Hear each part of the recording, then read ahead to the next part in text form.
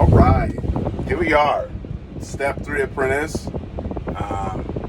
If you're paying attention, you probably noticed that I should be step 5, going on being a journeyman. Well, went on a medical deferment back in November of 2024. I was on medical deferment for 10 months. I had heart surgery, etc. Well, anyway, so I turned step 3 back in October of 2024, and I figured now I can kind of talk about it. So, back at work, right now I'm on an excavator on break. I have 10 more minutes. I figured I'd do this video. And everything is honestly pretty good. The biggest difference between step 3 and step 2, I would honestly say, is confidence. Depending on how you've been spending your first and second and third step, your mileage may vary, but for me personally, all I've done is grade checking, and you know what and what not to do. I have some time on machines, don't get me wrong. I have, so out of 2,500 hours I'm in right now or something like that, I have, 400 on the front loader, maybe 100 on the excavator. It varies. Anyway, so confidence is huge. You really start to understand the limitations of you and the machine, and so it honestly just goes a long way. Another thing is boundaries. That's kind of random. You're like, what? I'm currently working for a company that is a great company. Let's start there. And honestly, even my boss and my boss's boss is pretty cool. I really like them. But for whatever reason, the agreement for this particular job is that they use carpenters for layout, and they're using GPS and whatnot. Well, anyway, someone, not me, called the hall, complained about it, and specifically the only thing that a operator can do for GPS and grade checking is, for stuff that's digging. Well, anyway, confidence. I told the powers to be that I could do it, and I started doing it, and my hands were tied a good portion of the time. We would do, for instance, they wouldn't let me check the GPS equipment in, which is kind of weird. And then, more importantly, when I did ask what elevations that they were using, they were not using elevation to check in. And so, with that, coupled with the non-operator telling me that I should use different bottoms, even though that they checked in with a certain type of bottom, like the tip, and telling me, it's his butt on his line, and I gotta do it his way. I just straight up told him, all right, well, good luck. Here you go. I'm not gonna do it. I wasn't trying to be disrespectful or anything, but in this industry, good word travels fast, but bad word will beat you to it. So I was not going to, quote unquote, play ball in that instance. Other than that, you just show up, do your job, and, go on about your day. I'm now the competent person, so I have to do trench inspections,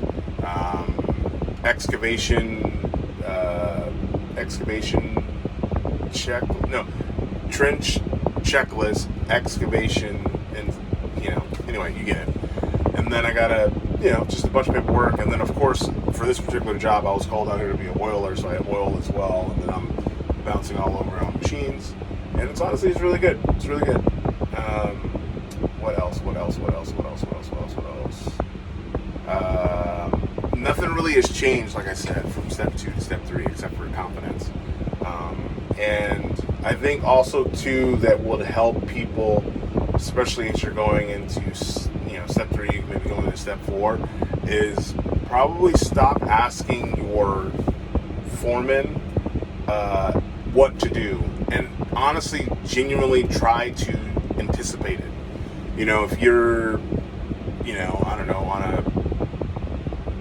working around an excavator or something like that, well, maybe you should go out and grease it, or if you know that you're going to be doing backfill, maybe you should process material early on, or if there's nothing really else to do, clean the windows and clean the inside of the machine, or if you're on a machine and you're waiting for a dump truck or waiting for something, clean up the area, stuff like that.